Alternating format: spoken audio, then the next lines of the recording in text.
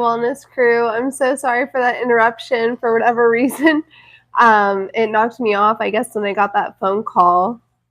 But what I was talking about was organizing in a way that promotes ease and flow. And I was using the example of my diamond art. So I have a difficult time with organization sometimes, as far as like having things be more in a flow to where I won't run into things because, as we know, I have lupus. And so that causes a lot of balance issues for me. And oftentimes I'll find myself running into things a lot. And so I've had to learn how to organize things more effectively for myself so that way I can not only be more productive, but also so that way things are easier for me to find. I'm always losing things. I'm very forgetful sometimes, that ADD brain. and when I've, started to really focus in and hone in on um, being able to organize a little bit more effectively, it's been such a huge help, and it's really helped with productivity as well as making things a lot easier for me to find. Slow down and be present. Eat, walk, and work mindfully. So what does this mean? Try to focus in on one thing at a time if you can. I know I'm very guilty about listening to a podcast while I'm working on content outlines or things like that. And what I've really learned to do more recently is to just focus in on doing one thing at a time. When I'm eating a meal, I focus on enjoying my meal. I'm not on my phone. I'm not doing any of those things that I used to do. I'm very much focused on doing things one thing at a time.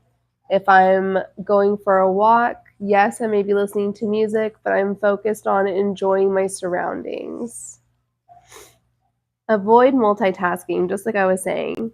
Focus on one thing at a time.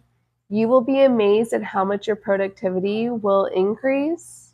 And also, you can always give yourself little reminders on your phone to take breaks if you do need to be doing, a couple of things at a time. I am good at multitasking, but I just feel as though the quality of my work and the quality of the time that I spend with my family and my friends is much more better when I'm focused on the present and focused with them and being singularly focused with them in those moments and really being fully engaged and fully present. Incorporate pauses throughout your day to check in with yourself. So this could mean checking in with yourself as far as how you're feeling. This could be checking in with yourself as far as where are you at in your day? Have you gotten done what you needed to get done? If not, why not? Just checking in with yourself, checking in with your emotions and your feelings to be sure that you're feeling good about what you're doing.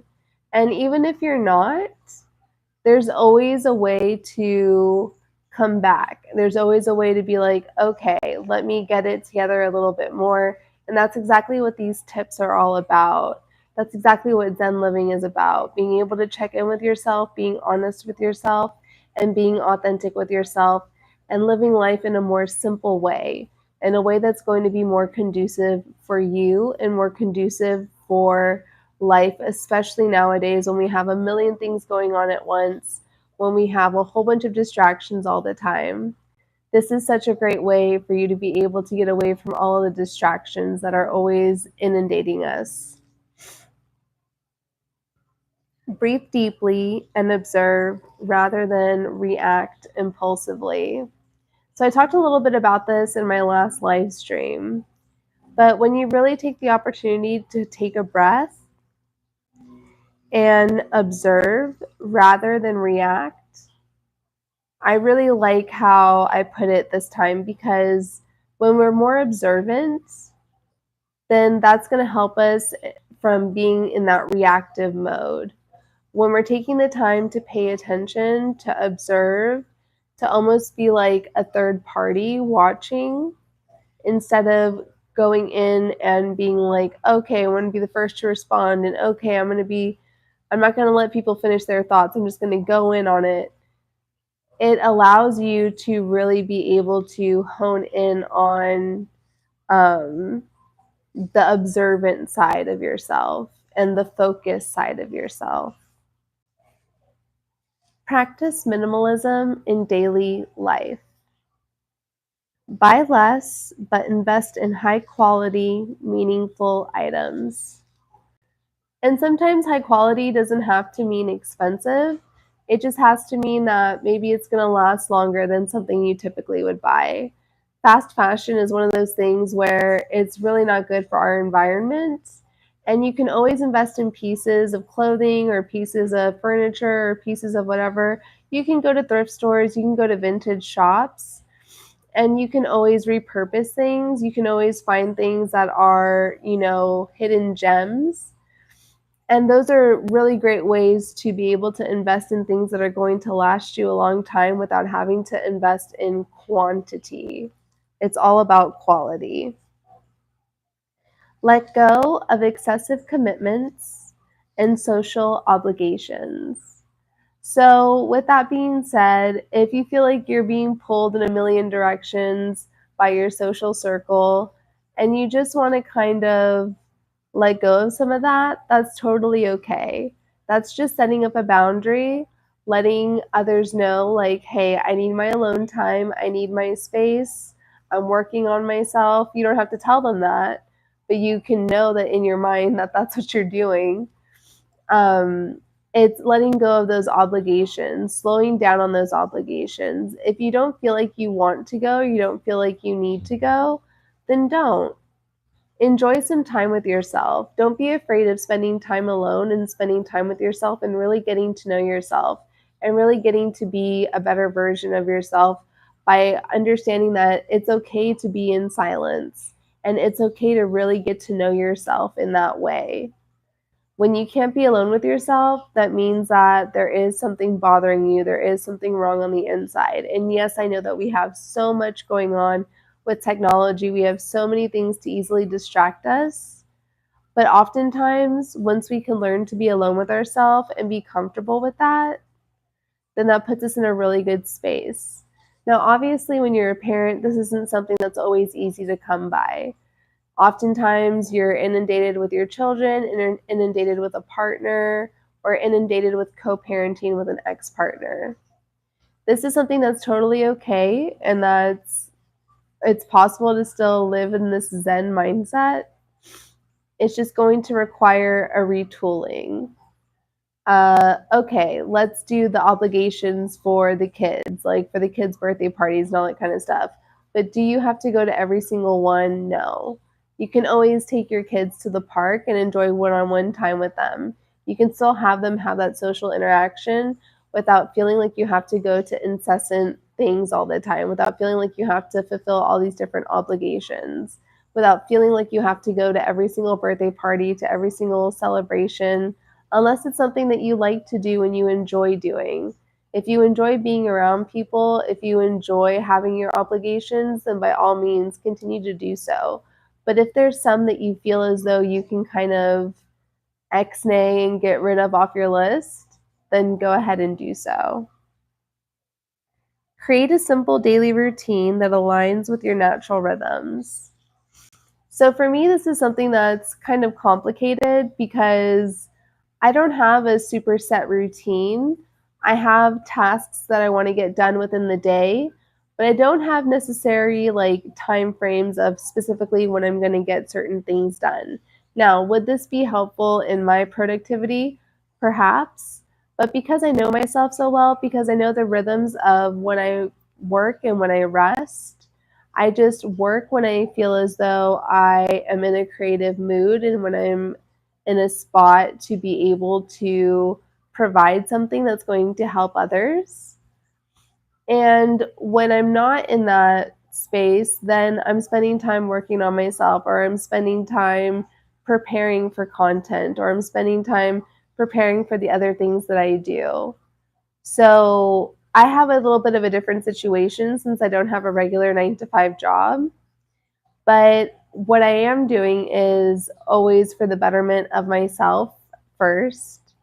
For my family and my friends, second. And then, of course, for my clients and for all of you, in order to provide you with quality content that's going to be helpful, that's going to help guide you to lead a better life. But knowing your natural rhythms, you can learn these things by keeping a journal or just by kind of getting to know yourself and getting to know your moods, paying attention to when you're at your most productive, because that's different for everybody. For some people, they're just not going to be morning people. No matter what you do, no matter what you say, there's some people that just don't get things done in the morning. Some people need a few hours before they're at their peak productivity. There's other people that can wake up and work immediately and get things done immediately. So everyone's different when it comes to this, and that's totally okay. Just learn your own natural rhythms and go based upon that. Spend time in nature. Walk barefoot in grass. Listen to the wind. Watch the sunrise or sunset.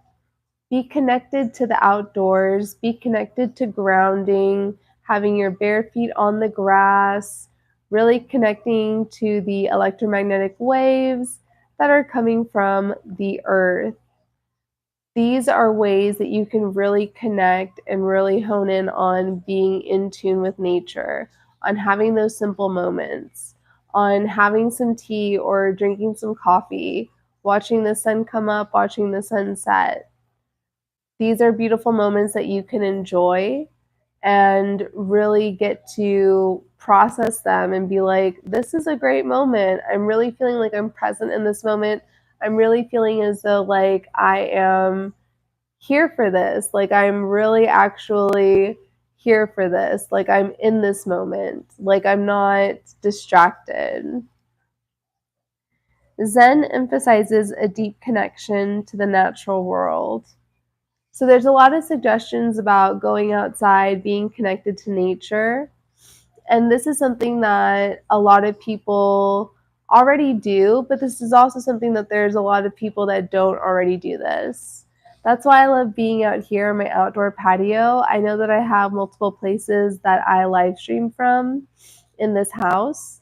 However, this is probably my favorite space because it's in a covered patio and it's something that I'm still have the air. I'm still safe because I do have to be careful with how much sun exposure I get. But I love being connected to nature. And there's a whole bunch of plants all around me that I haven't killed yet that connect me to nature as well. So I love that connection. I love the greenery. I love being around the fresh air and really taking that in and really enjoying how it makes me feel. Gardening, hiking, or even just sitting in a quiet outdoor space restores balance. And that's exactly how I feel when I sit out here, or even when I'm live streaming out here.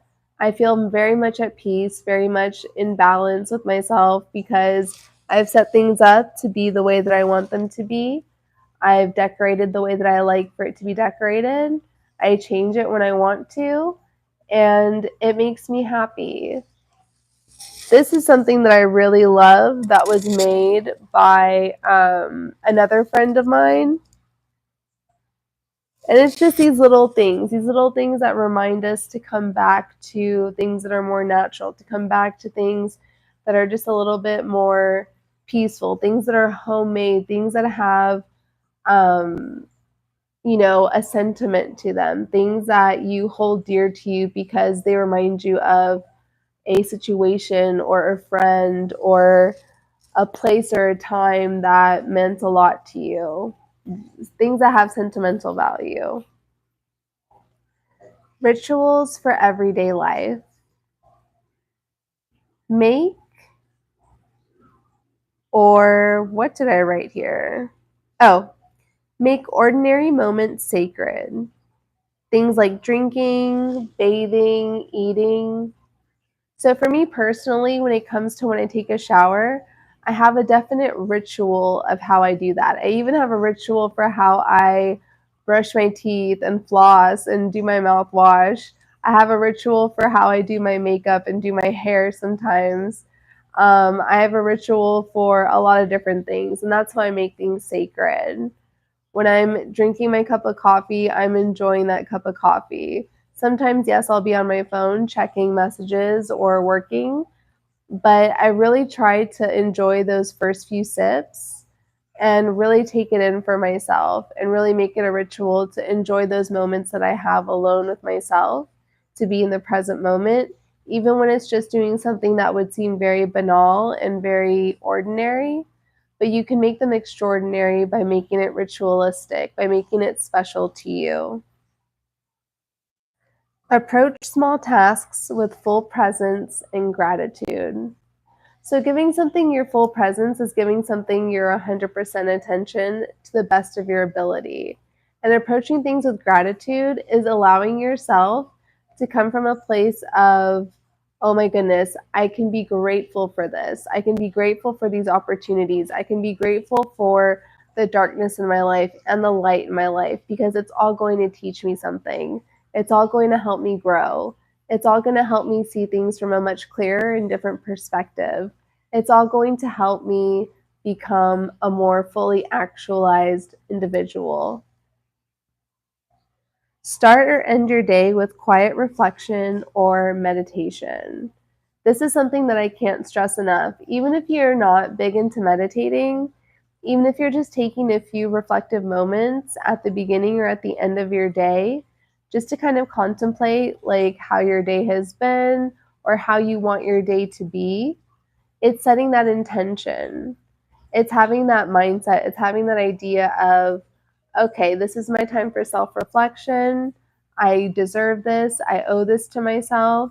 And I definitely want to give myself this time to be in a place of self reflection in order for me to be able to process whatever it is that I need to process, or to be able to just enjoy the moment. Zen mindset and emotional well being. Letting go of all attachments.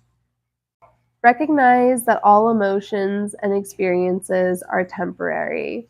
And this is something that is often hard for a lot of people.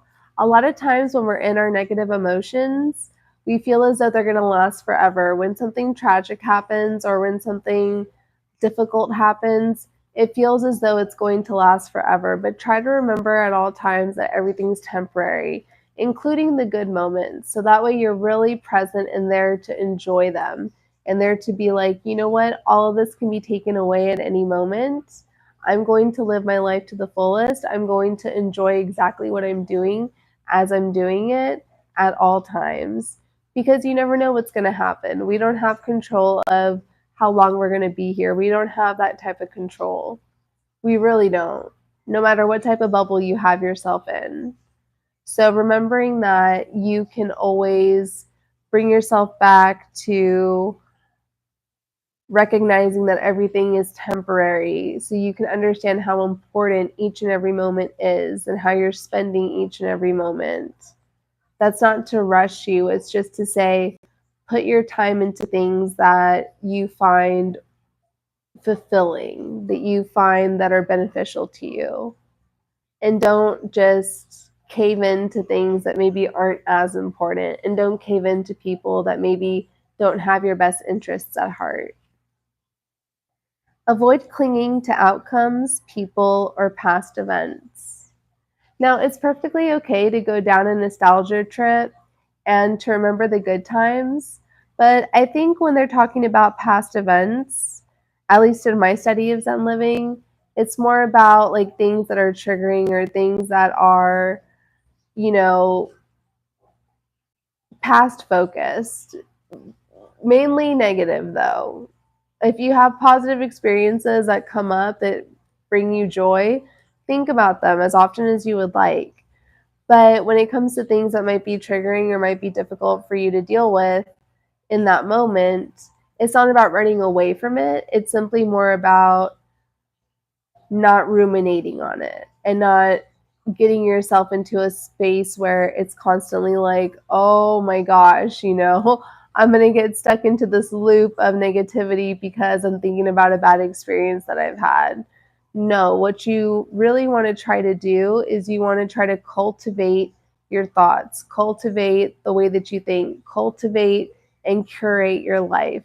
So that way you're in a space to be able to be your best self, to be your most authentic self, to be your most honest self. Because when you're honest with yourself, that's when you can be honest with others, and that's when you can be fully accepted for who you are and with where you're at this current moment. Accept change as a natural and necessary part of life.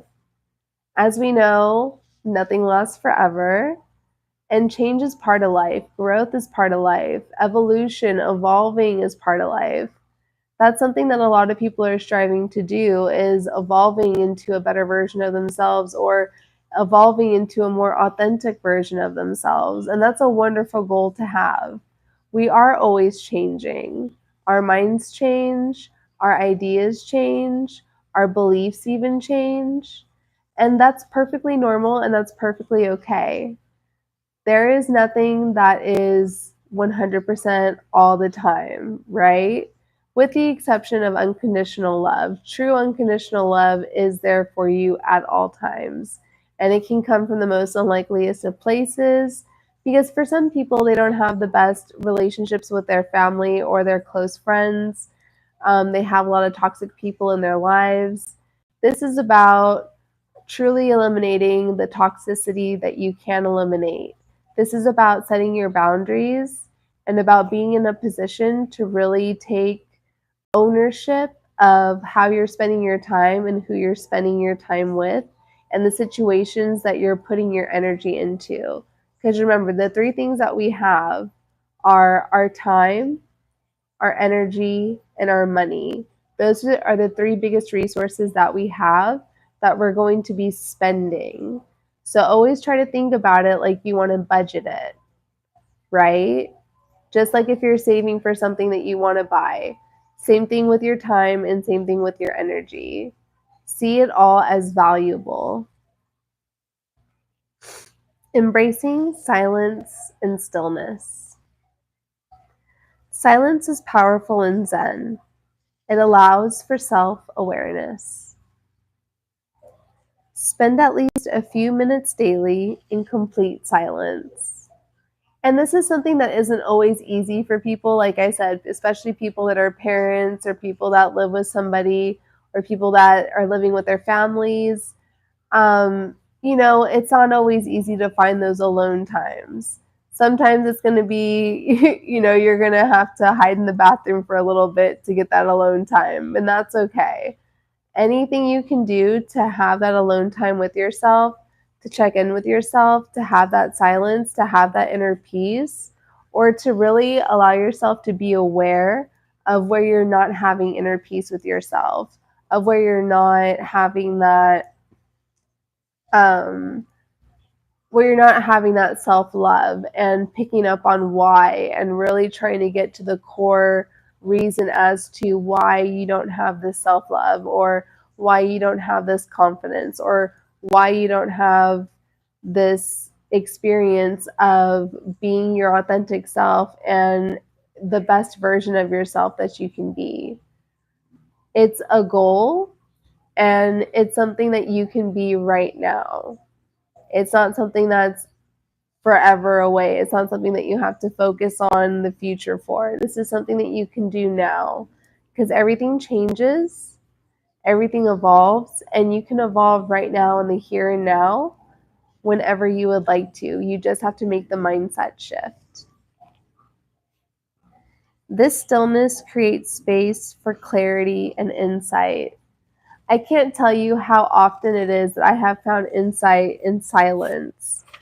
So much insight that it boggles my mind, and I'm like, oh, if I could had only put my phone down for a little bit, or oh, if I had only done this or that, I would have gotten these much more insightful ideas, a long time ago.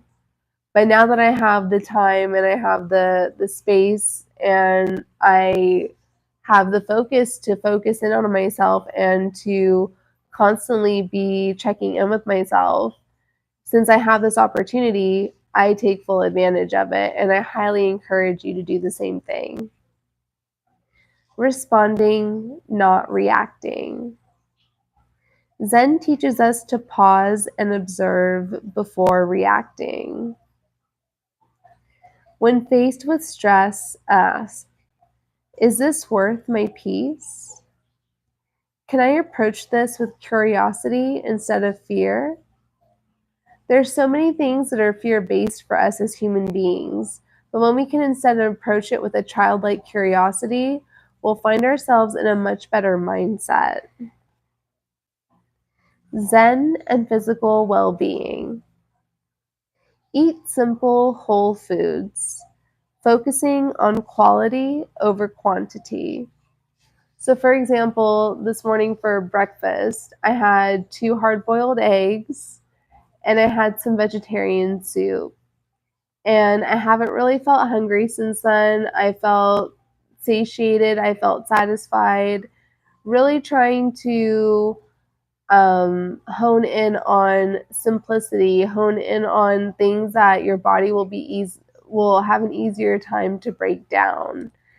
Things that are going to fuel you instead of make you feel like crap. Move your body in gentle, mindful ways. So this can be something like yoga, this can be something like walking. You know, you can try a martial art, something like Tai Chi maybe. But yoga and walking are really easy, simple ways that you can move your body and be gentle with yourself. Sleep in alignment with natural cycles. Try to go to bed early and try to wake up when the sun comes up. Now, this is not always something that's easy for us to do because of maybe the way that we work or the time commitments that we have to our jobs.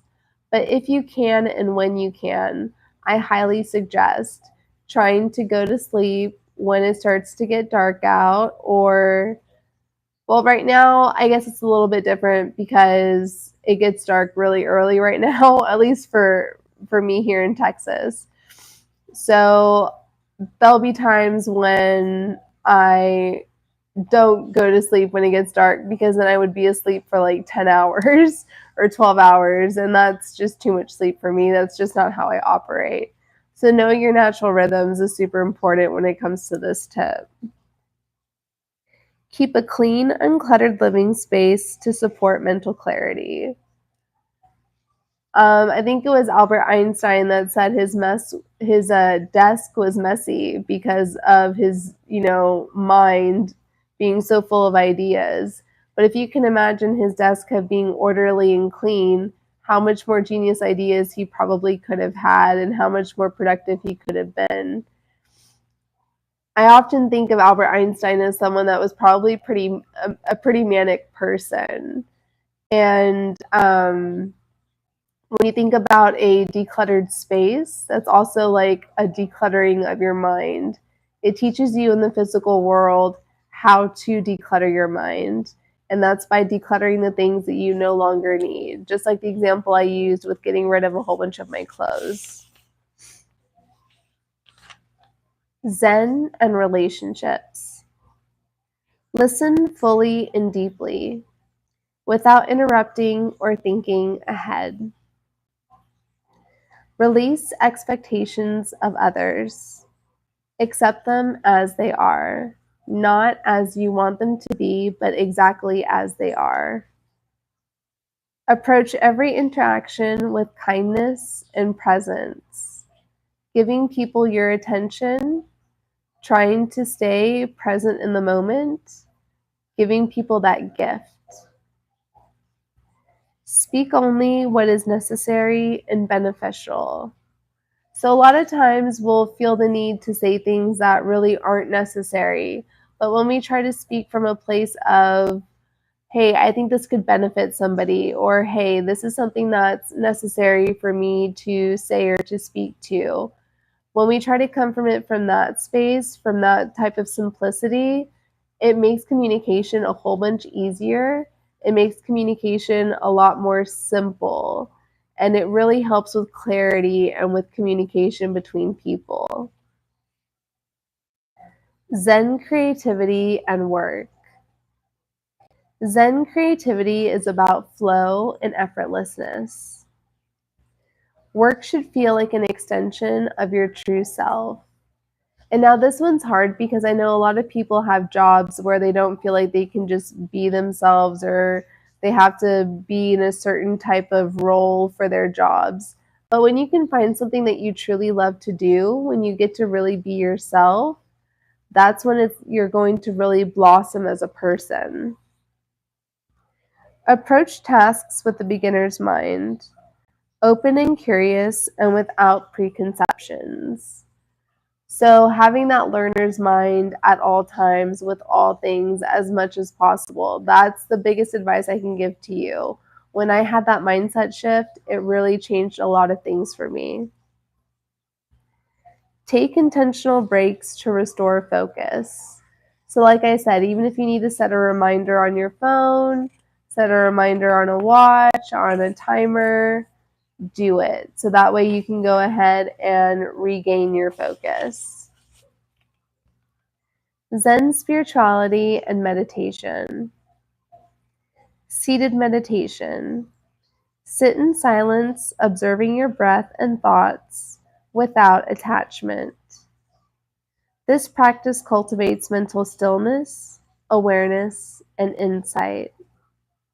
You can start with 5 to 10 minutes and gradually increase. And this isn't something that you have to do every single day. And I have a lot of meditation videos on my channel that you can go to. There's guided meditations, there's a few silent meditations, there's moving meditations. But you should check those out if you really want to be a little bit more in tune with the meditation aspect of Zen living. Walking meditation. Walking slowly and deliberately, feeling every step. Being present for every step that you're taking when you're walking, when you're moving, in every movement that you have. It's a powerful practice for bringing mindfulness into daily activities. Really being aware of your body language, being aware of what you're doing, of the tactile, of what you're touching, of what you're feeling. I'm fully aware of holding these pieces of paper in my hand because this is just like, okay, the outline that I worked on, the notes that I worked on, the feeling of the paper on my hand, being present in this moment, not only for this live stream, but for myself. The art of not striving. Let go of the need to achieve, force, or prove. Zen teaches that everything unfolds naturally when we allow it to. Surrender to the flow of life.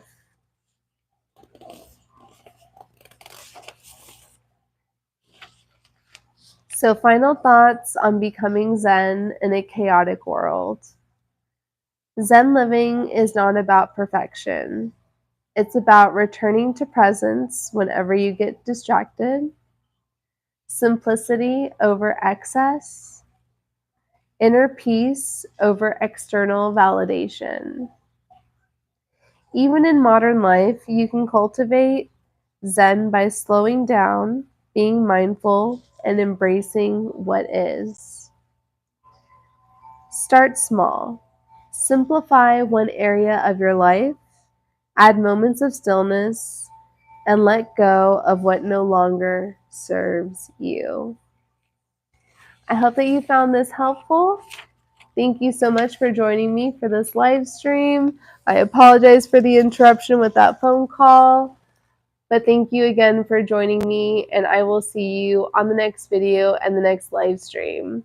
Also, please don't forget to like, subscribe, and or join. It's popping off on the tiers with new content being uploaded pretty regularly, and it's something that I'm continuing to work on, and I am taking requests from my members. So please consider joining so that way I can have my goal of renting out my own studio for content production. All right, well, thank you so much, and I'll see you in the next video. Be well, stay wild as well. Bye.